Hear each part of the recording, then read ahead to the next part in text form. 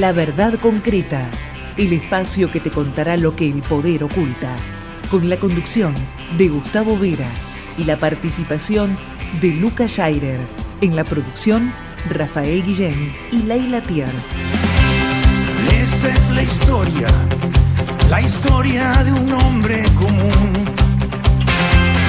que un día mirando hacia el cielo lo deslumbró una señal.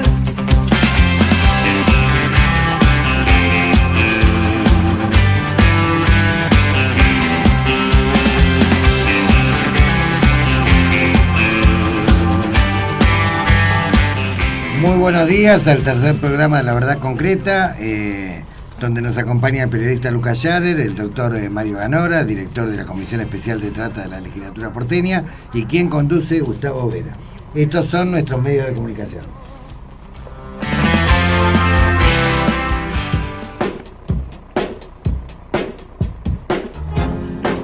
Para comunicarse con La Verdad Concreta, podés llamarnos al 4300-9470, escribirnos un mail, prensa@alameda.yahoo.com.ar, mandarnos un WhatsApp al 15 66 21 5919 o contactarte cuando quieras a través de nuestras redes sociales, Twitter, @delbiencomún, o buscarnos en Facebook como Bien Común Partido Político.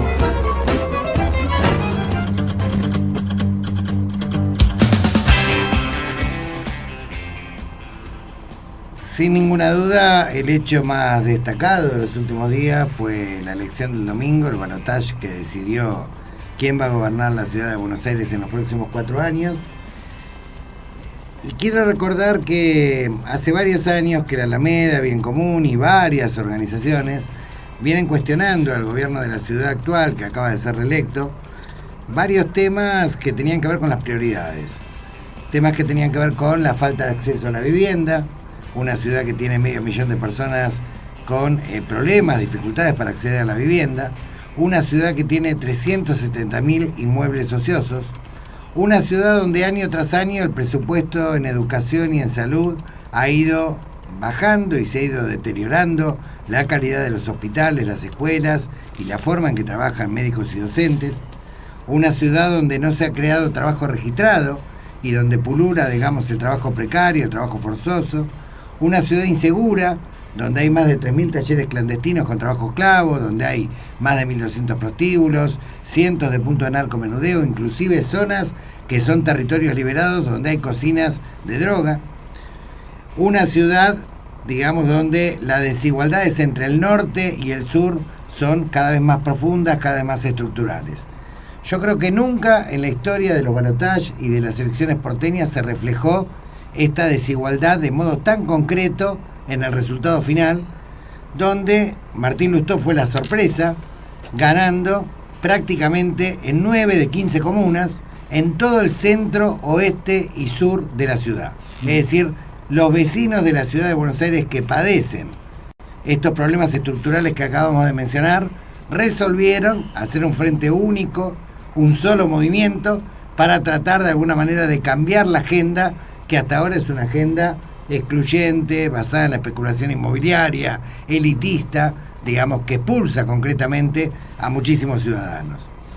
Creo que esta fue de alguna manera la sorpresa, pero en realidad una sorpresa que no hace más que reflejar los planteos que un montón de organizaciones sociales, en defensa del patrimonio, en defensa de la vivienda, a favor de la urbanización, venían planteando.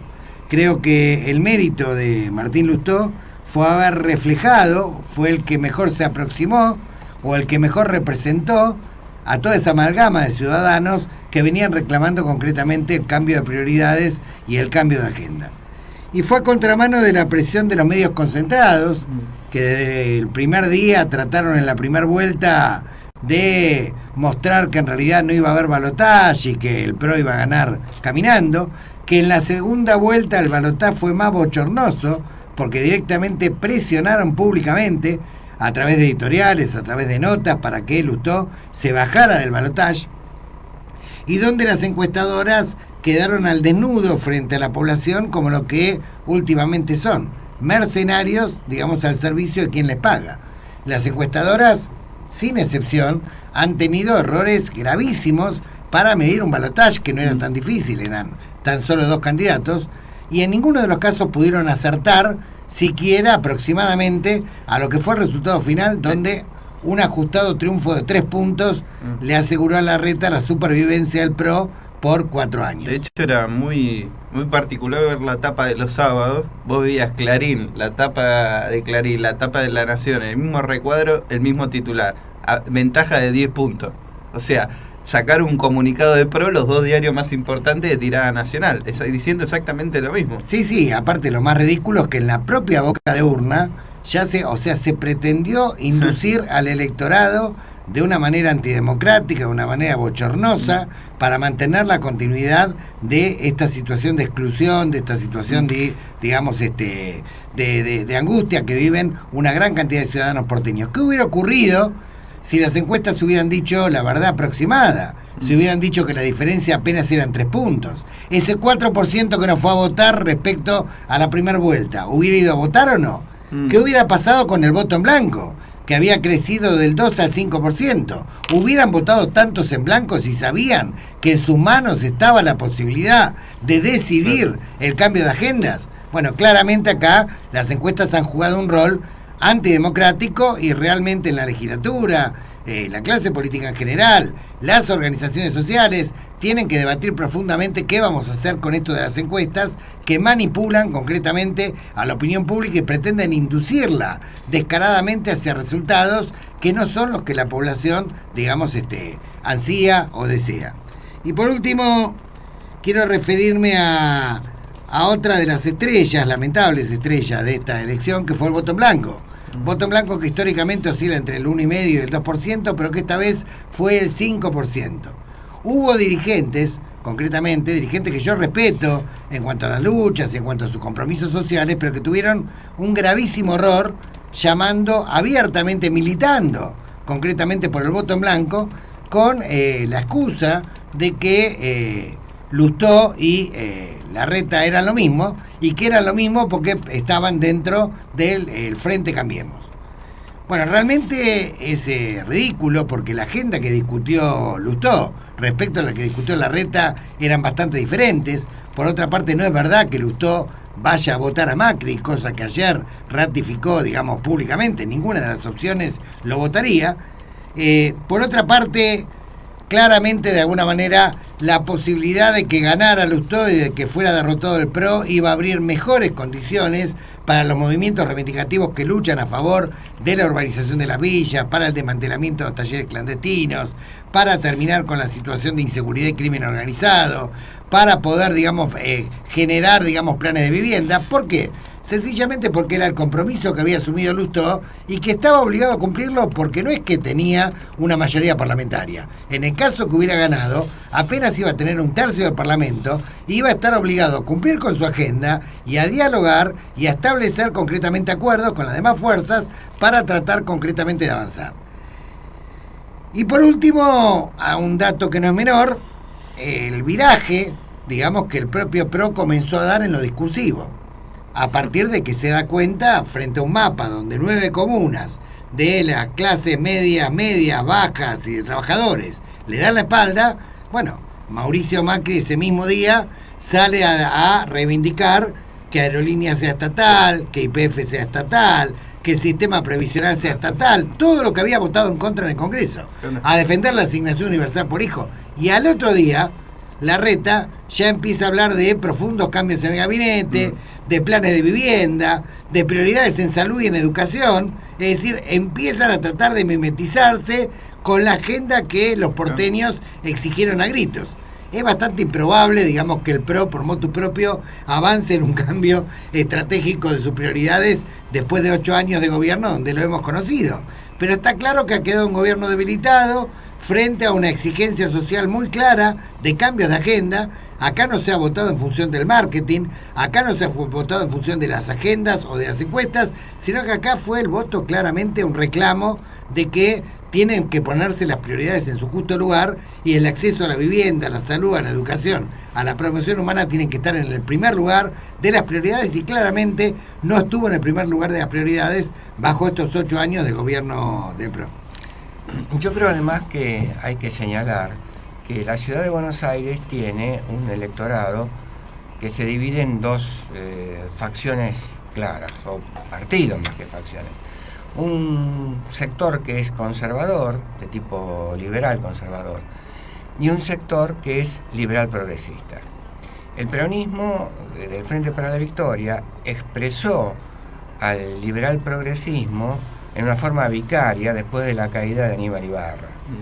En estos momentos creo que ha encontrado a través de la figura de Lustó la posibilidad de reorganizar ese espacio y darle batalla a los liberales conservadores. El problema que tiene el PRO, y que creo que no han analizado adecuadamente los encuestadores, es que el ejercicio del poder produce un cansancio en el electorado. Hace 8 años que gobierna el PRO.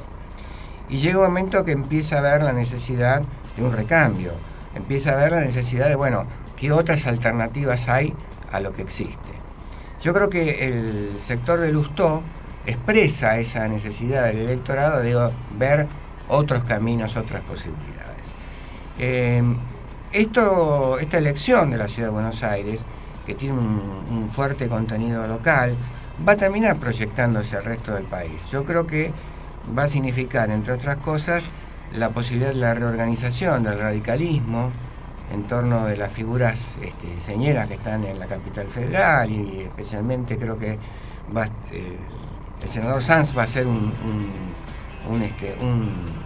referente de este proceso que se va a manifestar en la elección de las PASO presidenciales. Sí, el desafío que tiene ahora la fuerza que encabeza Martín Lustó, que claramente ha cosechado los votos propios, que en realidad eran el 25%, más los votos de las otras fuerzas y de ciudadanos independientes que fueron masivamente a votarlo, es que el cambio de prioridades, la agenda, digamos, que defendió durante la campaña electoral, se traduzca en la práctica en la labor parlamentaria. Porque nosotros hemos visto en estos 2 años que han ocurrido que lamentablemente no siempre lo que Lustó ha dicho se correspondía con lo que sus legisladores votaban. Hay que recordar que los legisladores que forman parte de ECO han aprobado el actual presupuesto del PRO. No han cuestionado fuertemente este cambio de prioridades que después se manifestó en la campaña. Hay que recordar también que muchos negociados escandalosos del PRO lamentablemente han salido con el voto de sectores de la oposición, donde inclusive algunos de ECO lo han aprobado, lo que tenía que ver, digamos, con ajustes o ampliaciones presupuestarias. Con lo cual, de alguna manera, el desafío que tiene Lustó es que esto no se transforme en una golondrina de verano, concretamente, y que el chiquitaje, digamos, las cosas y las miserias de la política no terminen, digamos, desviando la agenda o el cambio de prioridades que concretamente se exigió, que exigió gran parte de la población del centro y sur de la ciudad en esta última elección. Creo que es el principal desafío, y que, veremos, digamos, cómo de los dichos pasamos a los hechos, ya que estamos en este programa que siempre reivindica que la verdad siempre es concreta y que solo los tontos creen en las palabras. La verdad concreta, el programa de Gustavo Vera. La historia de un hombre común que un día mirando hacia el cielo.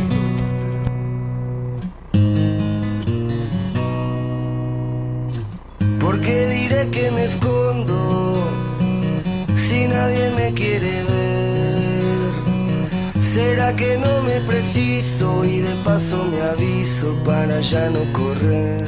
Bueno, seguimos con La Verdad Concreta, el programa que conduce Gustavo Vera, y tenemos en línea al legislador porteño Pablo Vergel, que nos va a contar sobre 2 proyectos que él firmó y que ha sacado con Gustavo, y que ya son ley. Pablo Vergel, ¿estás en línea? Acá estoy, ¿cómo estás? ¿Qué tal, Pablo? Contanos cómo fue la última sesión y respecto de los proyectos del cambio de calle Osvaldo Soriano y del ambientalista Rodríguez Pardo. Bueno, se trata de 2 proyectos homenaje, en realidad, sí. de distinto tipo. Uno, digamos, es referido al escritor ya fallecido hace unos cuantos años, Osvaldo Soriano, querido y recordado por todos, por obras muy paradigmáticas, como Triste, Solitario y Final, como No habrá más penas ni olvido, que fue llevada al cine por Olivera en una muy recordada película que era un fresco muy impresionante de lo que había sido el desgarro digamos, el desgarro sangriento de la última etapa del gobierno peronista de los años de los 70, sobre todo con Isabel, la AAA, etcétera, etcétera. Bueno, y otras, A sus plantas rendido en León, otra novela de Osvaldo. Era un gran novelista, un gran escritor y un gran periodista además. Bueno, y era muy conocido además, y él hacía explícita manifestación de su fanatismo por el Club San Lorenzo. Bueno, sí. Nada, se nos ocurrió como una manera de homenajearlo, ponerle el nombre el nombre de Osvaldo Soriano a unos espacios públicos, unas plazoletas que hay en Avenida La Plata frente al viejo gasómetro, donde estaba la vieja cancha de San. Ahí en Salcedo, ¿no? La calle. No, pedimos nosotros en la calle Salcedo. Sí. Pero no se puede cambiar el nombre de la calle Salcedo, no se podía cambiar el nombre por otra disposición, y entonces optamos por unas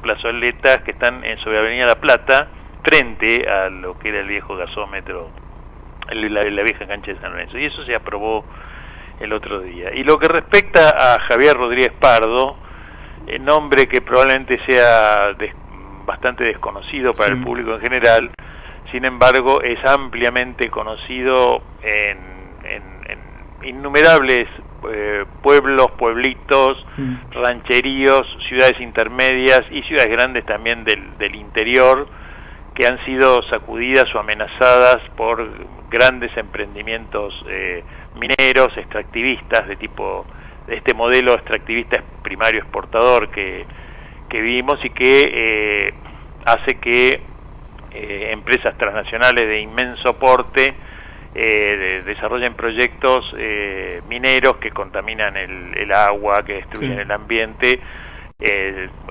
frente a en territorios que son de comunidades originarias o de poblaciones que son originarias o no originarias, pero donde hay una economía local y un modo de vida, un estilo de vida en Famatina, Esquel, digamos, esto recorre el país de norte a sur.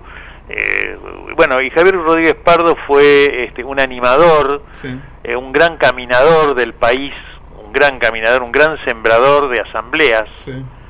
Por donde pasaba Javier, digamos, había una ampliación de conciencia en el lugar, y una autoconvocatoria a una asamblea frente, te digo, a un proyecto megaminero, frente a proyectos petroleros, frente a cualquier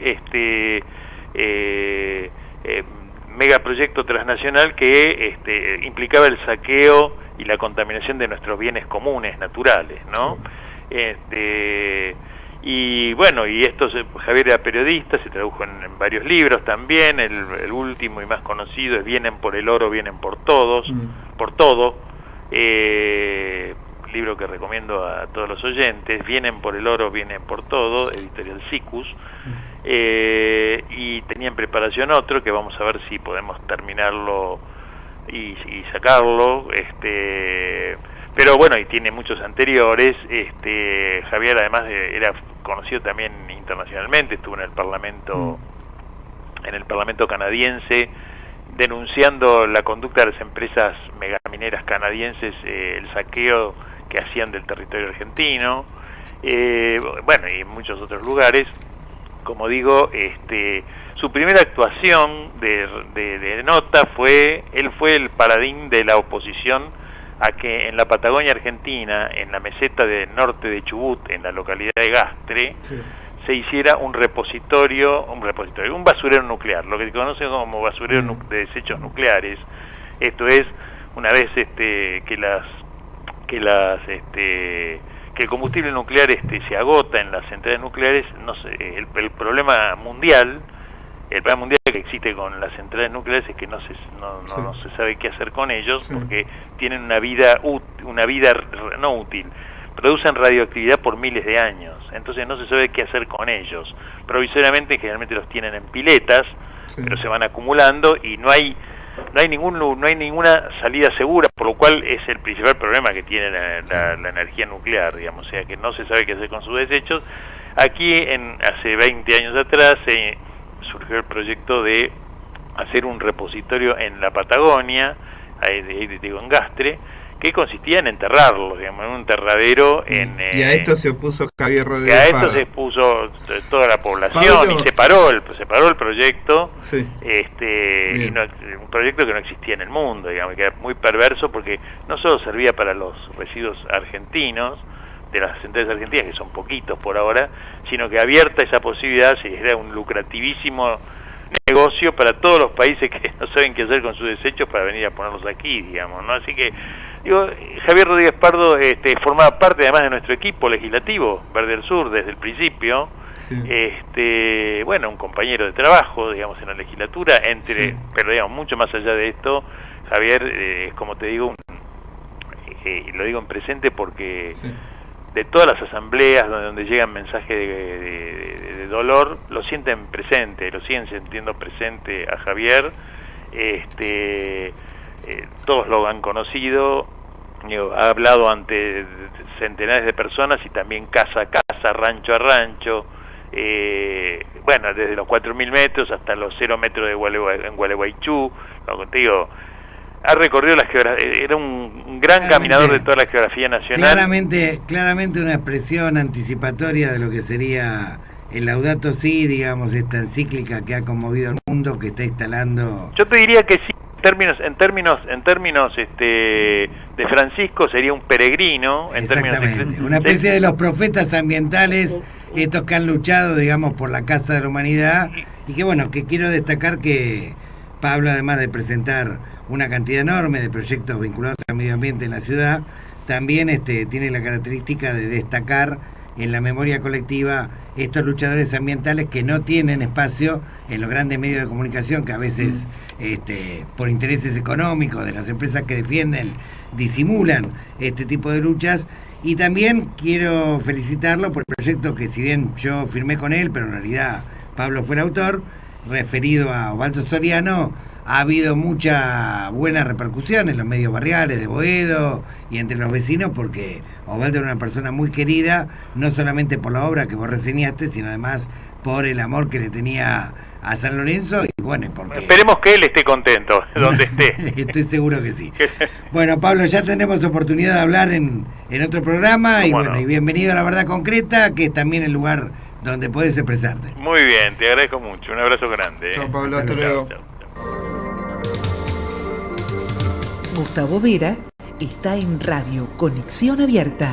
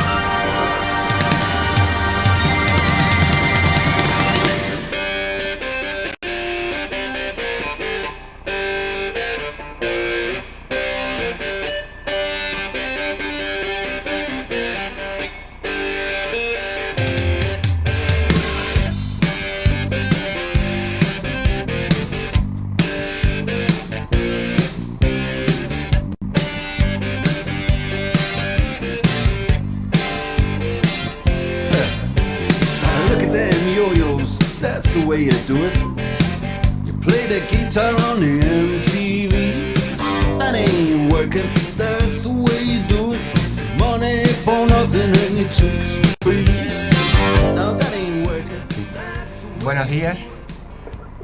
Buenos días, concejal. Hola, buenos días. Paula Suárez habla.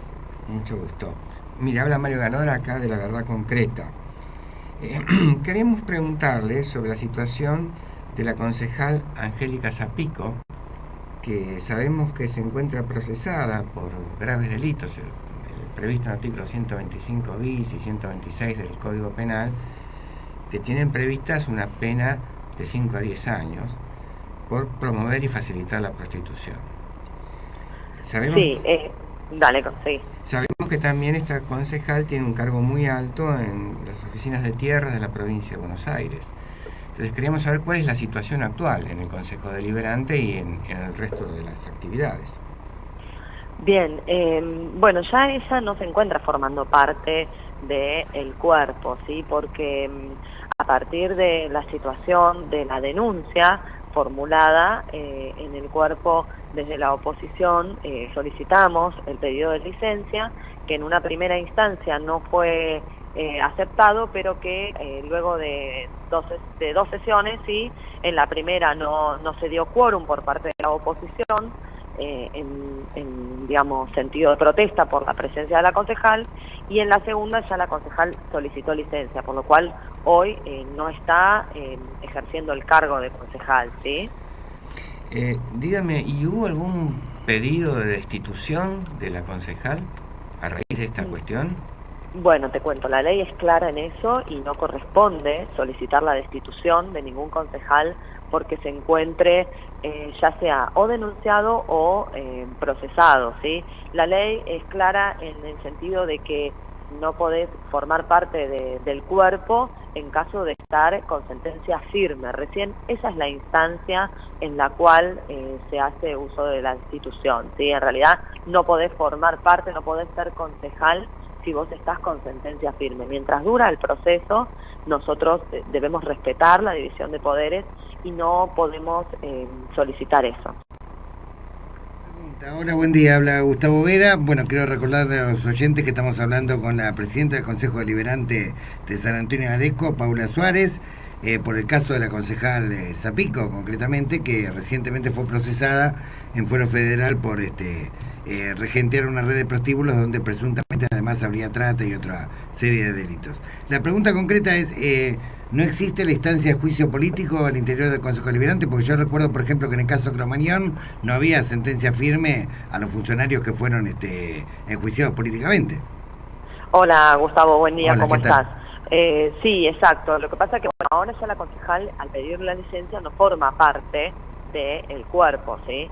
No está ejerciendo el cargo de concejal. Uh-huh. Es como un ciudadano común y sigue su procesamiento, ¿sí? El momento ese donde se da la denuncia por parte de ustedes, nosotros le pedimos que se aparte del cuerpo y bueno, finalmente se logra. Pero eso. se aparta, digamos, en forma transitoria, digamos, o sea, no tiene pide fecha licencia. límite. No es que... no tiene fecha límite la licencia, ¿eh? Claro. Bueno, sí, Sí. la fecha límite es el mandato que tienen que cumplir, obviamente, el mandato para el cual fue votada. Lo que quiero decirte es que no ha renunciado al cuerpo, tampoco se ha iniciado juicio político. No se ha iniciado juicio político. Esto creo que también tiene que ver con una postura que ha tomado el cuerpo en todas las situaciones. Vos sabés que muchas veces necesitamos una cuestión de pruebas, una cuestión de movimiento, pero que también han habido otras acusaciones a otras personas que forman parte del cuerpo y no se ha hecho juicio político porque siempre la postura fue la justicia tiene que seguir el camino correcto. El camino que nos compete de legislativo es otro y vamos a esperar a ver qué pasa cuando la justicia se expida. Paula, la última pregunta. Ustedes supongo que estarán al tanto obviamente de la denuncia que originó, digamos, esta causa. Esa denuncia se basaba en una cámara oculta y una serie de datos, pero después hubo una cantidad importante de datos que aportó la Fiscalía Federal de Delgado de otra causa que se vinculaba a redes de trata, que llevó al convencimiento al juez federal Ollarvide de avanzar en el auto de procesamiento, pues ya había habido inteligencia previa, también se habían analizado y se habían investigado toda la red de prostíbulos que comprendía o que regenteaba Zapico, familiares y algunos allegados a la concejal. Digo, a partir de los nuevos elementos, las preguntas son dos. ¿Pudieron leer esos nuevos elementos probatorios? A partir de esos elementos probatorios que son mucho más contundentes, inclusive que la denuncia que inició esta causa, aún todavía en el Consejo Deliberante no se ha debatido la posibilidad de el juicio político. Bueno, mira, cuando esta medida, ¿no?, que toma el juez Ollarvide es muy reciente. Nosotros en momento de conocer la denuncia solicitamos a los dos juzgados donde se encontraban tanto la denuncia realizada en la Fiscalía por la denuncia realizada por ustedes y al juez Ollarvide, que si no mal no recuerdo es el juzgado número 4, y en ese momento nos hicieron la devolución de que no teníamos la competencia para poder hacernos de esas pruebas, ¿sí? En el momento de la Fiscalía nos dijeron que todavía no había tomado curso. Ahora tendremos como cuerpo que resolver, volver a pedir la información ya con este avance, ¿sí?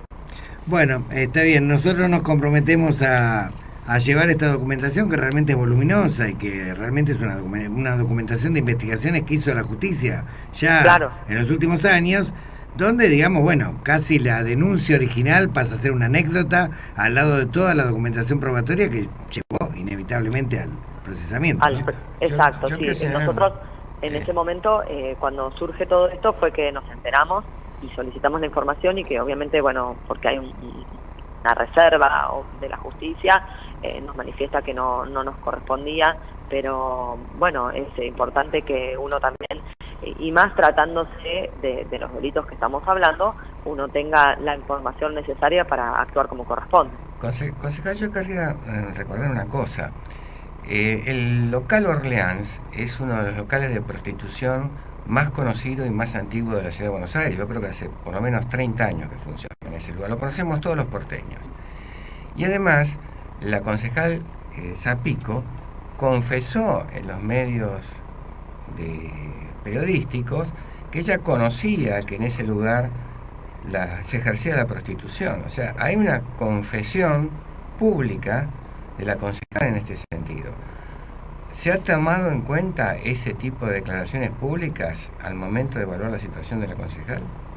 Bueno, imagínate que para nosotros en un pueblo pequeño todo esto resulta conflictivo, todo esto resulta demasiado importante y relevante. La realidad me parece que la discusión también tenemos que hacerla en esto, ¿no? Hace 30 años que convivimos con este tipo de cuestiones, todos conocemos y realmente me parece que es oportuno que se siga y que se continúe con esto. Nosotros como concejales, la verdad es que habíamos trabajado y estamos haciéndolo desde mi fuerza política, somos personas que defendemos y que tratamos de que estos delitos tengan un castigo, ¿no? Porque no puede ser que estemos hablando de lo común, de que hace 30 años que conocemos que existe.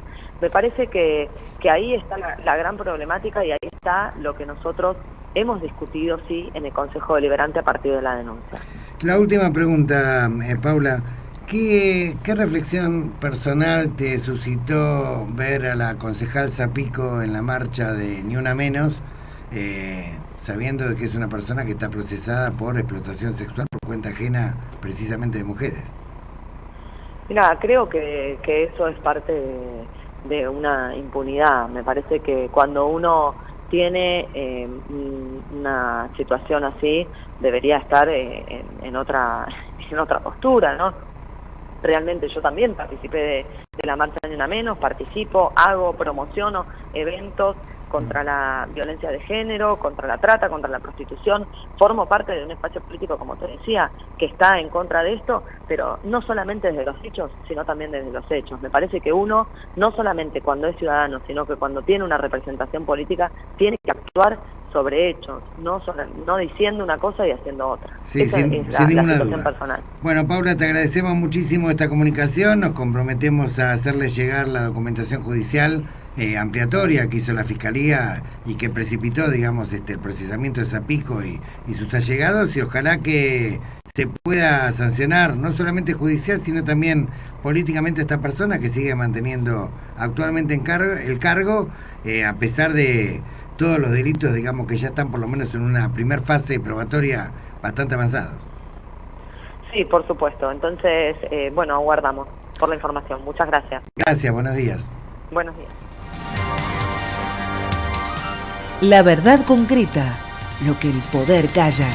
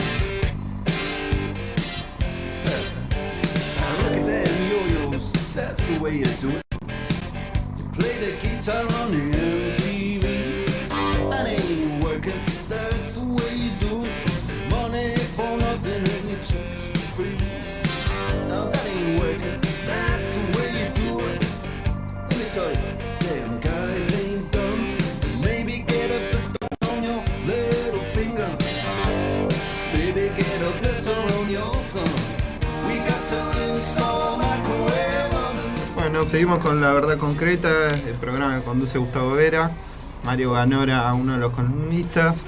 Queríamos aprovechar a destacar la donación que viene haciendo Gustavo como legislador del 60% del salario. En el plazo de 1 año y medio ya devolvió a distintas ONGs y a distintos trabajadores y vecinos de los barrios $500,000 de pesos, el total de $500,000 de pesos devuelto del legislador hacia el pueblo. Y esto fue destacado en una carta del propio Papa Francisco que salió públicamente. En esta carta Francisco destaca, y quiero leer sus palabras, que es un ejemplo de coherencia por hacer lo que se dice y además generar así la palabra hecha obra concreta. La carta, la misiva, empieza diciendo: querido hermano, me contás que ya son más de 30 organizaciones beneficiadas por las devoluciones. Esto es un ejemplo de coherencia, hacer lo que se dice, la palabra hecha obra concreta. También es un indicador de austeridad de vida, dice el Papa Francisco, y una actitud que nos acerca a los más necesitados y nos defiende de la anestesia de la abundancia. Y algo que deja para el final es una frase que dice el Papa Francisco: los romanos decían las palabras, dicen, los ejemplos arrastran. Bueno, Dios bendice tus actitudes, quedo a tu disposición, saludos a tu madre, a todos los alamedenses, por favor, no te olvides de rezar por mí, lo hago por vos. La gran frase de Francisco, reza por mí. Bueno, destaca justamente el Papa Francisco esta devolución de $500,000 de pesos.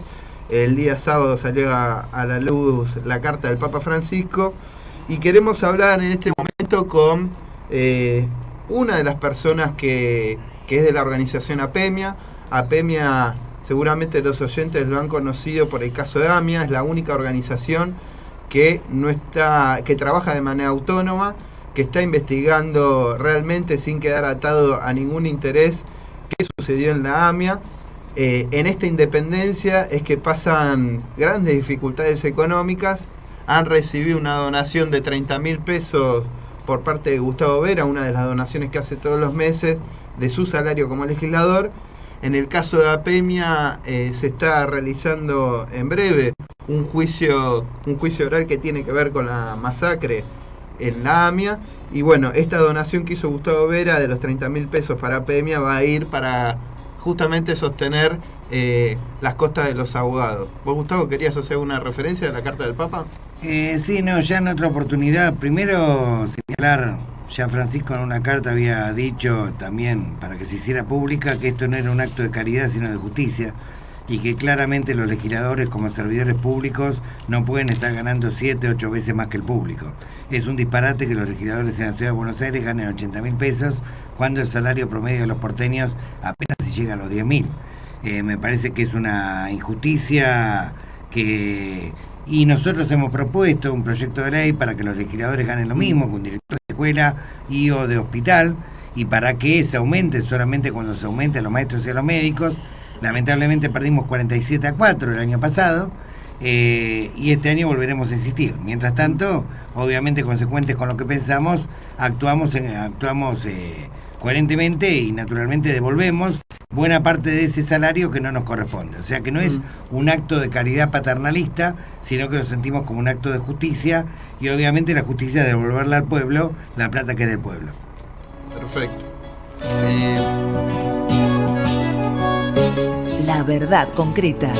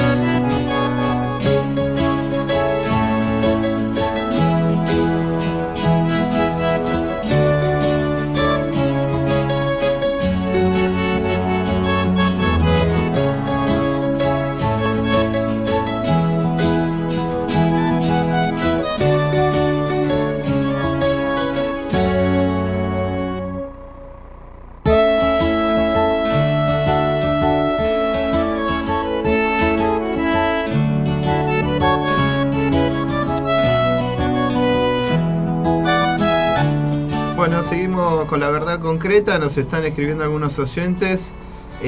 Hay una pregunta respecto de la entrevista que recién se hizo a Paula Suárez, la presidenta del Consejo Deliberante de San Antonio de Areco, donde está esta concejal procesada por la ley de trata.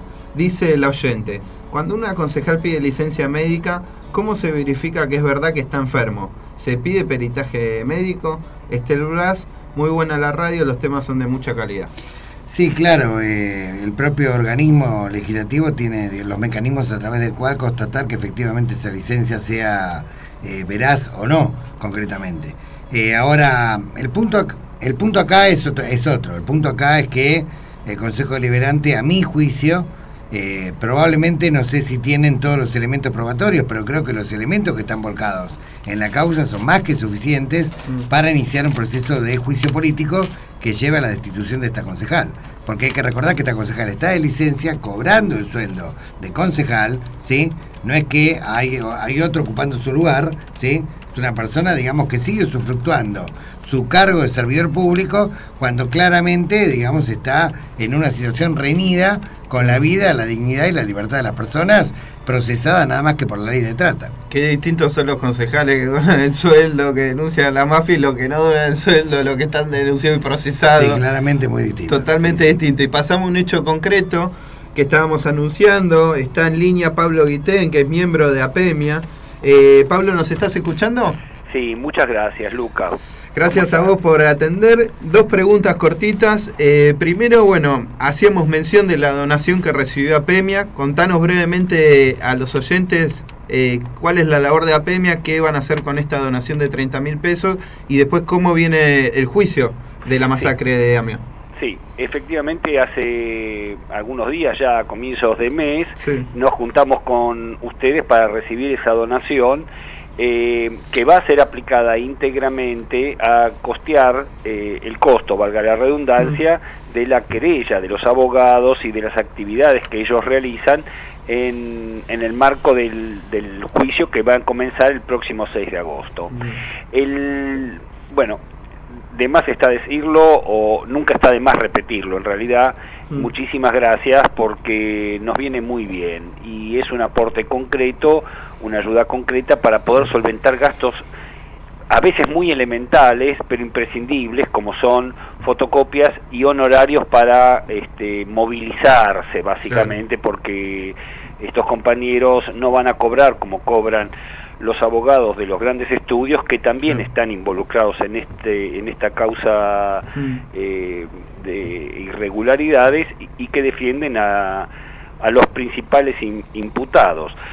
En este juicio que se va a empezar próximamente, los principales imputados son la plana mayor de la política y el Estado en el año 94, cuando se hizo el atentado.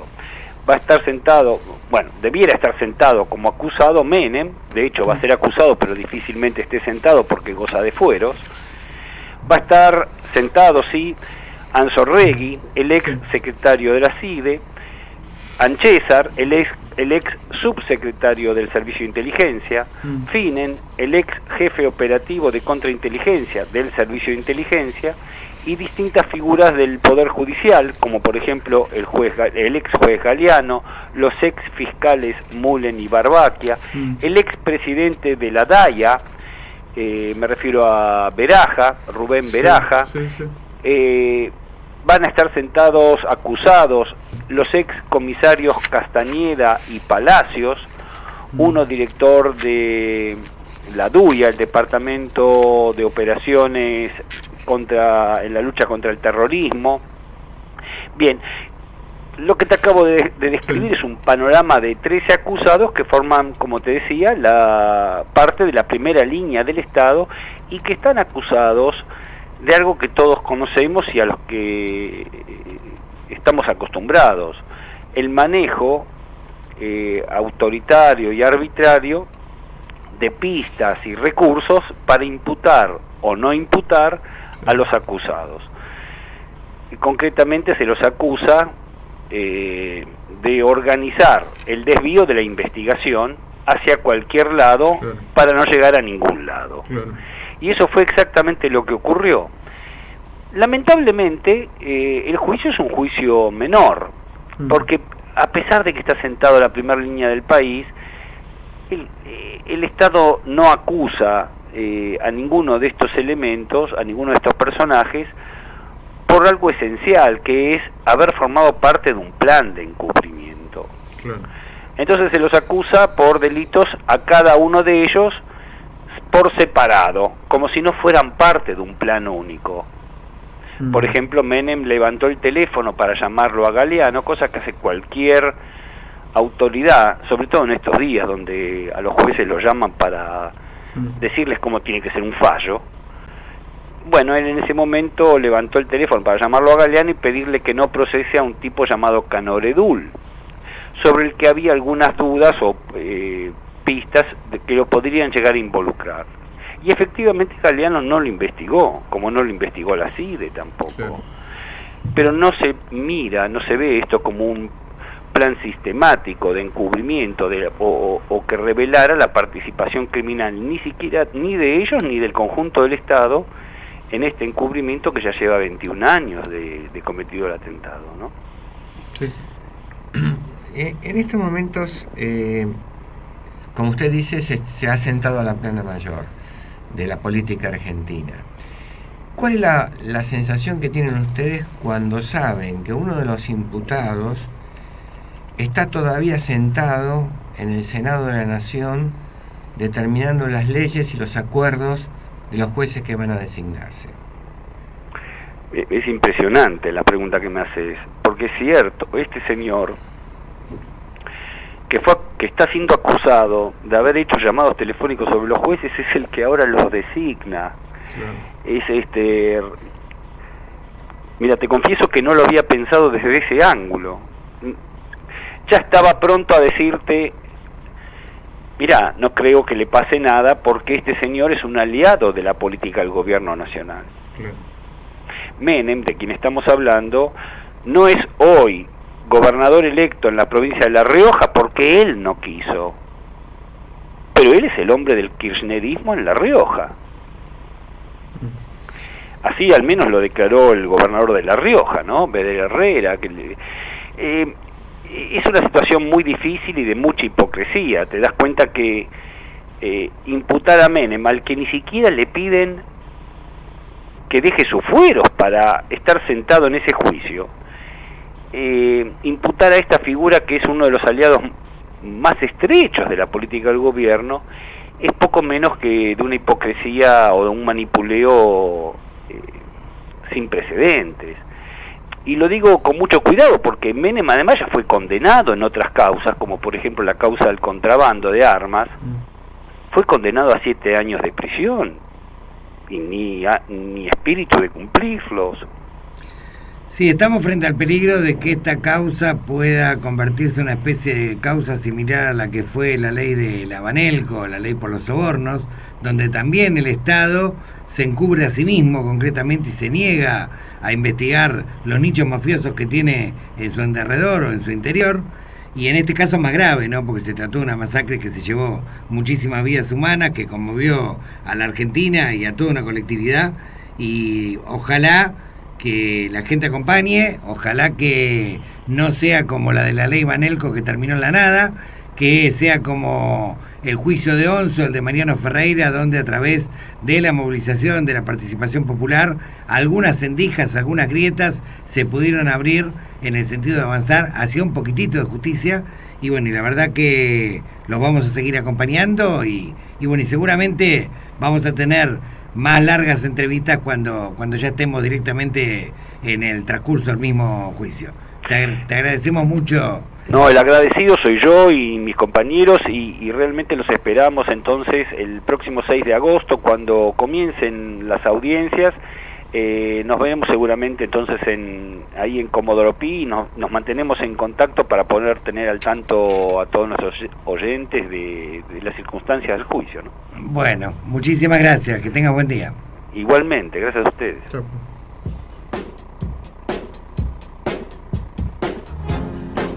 Para comunicarse con la verdad concreta, podés llamarnos al 4300-9470, escribirnos un mail prensa@alameda.yahoo.com.ar, mandarnos un WhatsApp al 15 66 21 5919 o contactarte cuando quieras a través de nuestras redes sociales, Twitter, @del Bien Común, o buscarnos en Facebook como Bien Común Partido Político.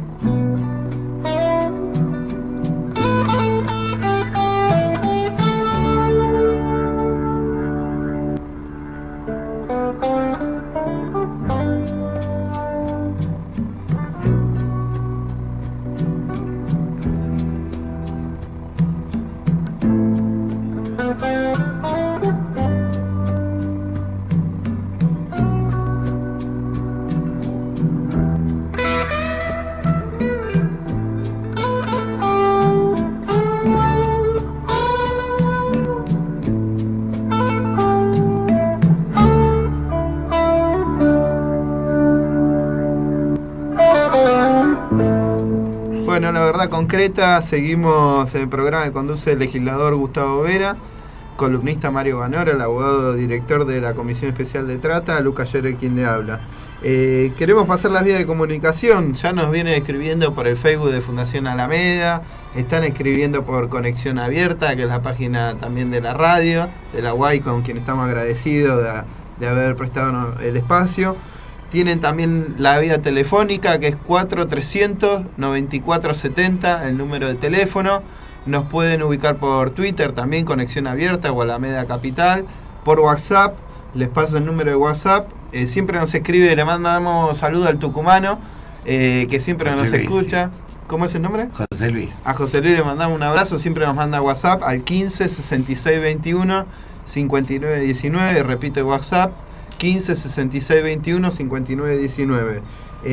Bueno, y seguimos con el último de los temas, Gustavo, ¿cómo la Sí, pía esto es, un tema que en su momento planteamos, que no tuvo deliberadamente, yo creo, mucha repercusión pública, salvo en algunos programas o en algunas redes, que la mayoría de los argentinos desconoce, ¿sí? Y que es una primicia. Tenemos a una espía inglesa, nada más y nada menos que en la Procuración General de la Nación. Pero esto no es lo más grave es que ya lo tuvimos ocupando cargos jerárquicos en el Ministerio de Defensa y en el Ministerio de Justicia y Seguridad. Se trata de una ciudadana británica que ni siquiera está nacionalizada como argentina, que por la ley 25.164 no puede ocupar o no puede ingresar a la administración pública sino medio un decreto especial, concretamente que fue emitido en cada uno de los cargos que ocupaba. Estamos hablando de Natalia Laura Federman, 36 años, una persona que tiene una relación de familiaridad con el señor Horacio Berbisky, que es la hija nada más y nada menos que de Andrés Miguel Federman, secretario de prensa histórico de la Embajada Inglesa entre los años 1992 y 2011. Un tramo enorme, y un tramo que viene después de que se firmaron los acuerdos de Madrid. Vamos a poner la situación digamos clara para que la entiendan los oyentes. Los acuerdos de Madrid son actas que firmó el gobierno argentino cuando asumió Menem, en la cual, digamos, Inglaterra impone las condiciones después de la derrota de la Guerra del Atlántico Sur. Alfonsín no la quiso firmar porque las condiciones que pedía Inglaterra eran ignominiosas y Menem inmediatamente las aceptó, mediante la cual Menem aceptó obviamente ceder, ¿sí?, las islas del Atlántico Sur en ese tratado, ceder también el control y monitoreo de las fuerzas argentinas por británicos, ¿sí?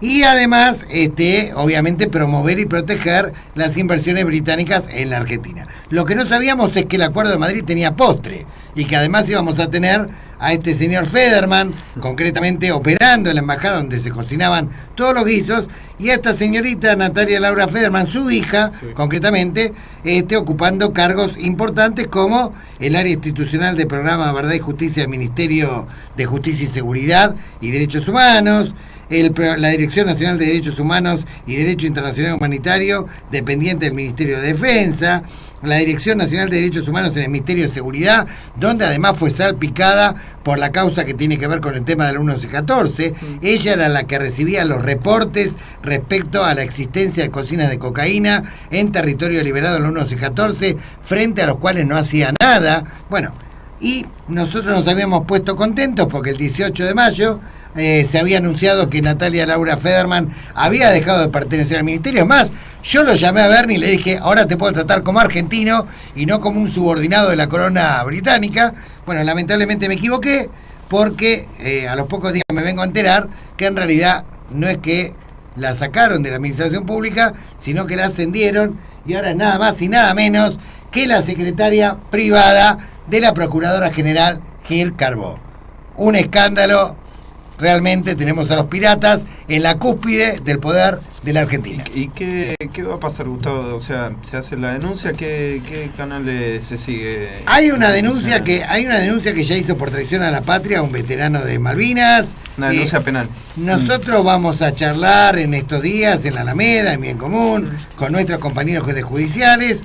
Obviamente hacer una marcha y reclamar explicaciones de por qué tenemos a esta señorita que ni siquiera quiere nacionalizarse argentina y que es la hija de un histórico operador de la embajada británica en cargos claves como defensa, justicia y seguridad, y ahora nada más y nada menos que en los superpoderes que ha adquirido la Procuración General de la Nación. Evidentemente mucho discurso de izquierda, pero siguen siendo tan piratas como estos gobiernos como en la época del menemismo. Sí. Las escuchas van a depender de la Procuración. Sí, por supuesto, el sistema de los J, sí, va a depender exclusivamente de Gil Carbó, y al lado de Gil Carbó que va a estar Su Majestad Británica. Este es el gobierno nacional y popular. Pasamos al...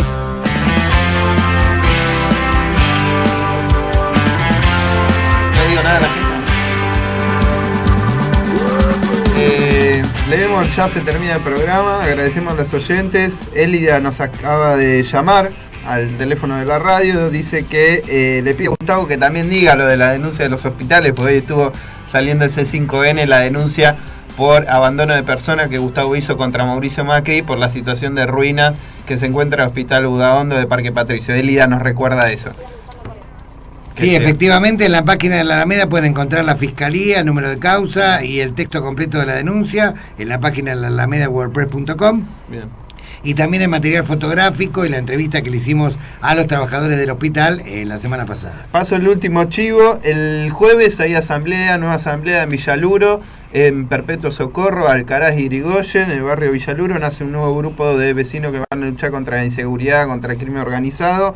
La asesoría jurídica de la CGT los martes hoy de 3 a 6 de la tarde en Azopardo 802. Y el mercado de economía solidaria en Palermo lo tienen abierto este martes, miércoles, viernes y sábado. Bonplan 1660 de 10 a 20 horas.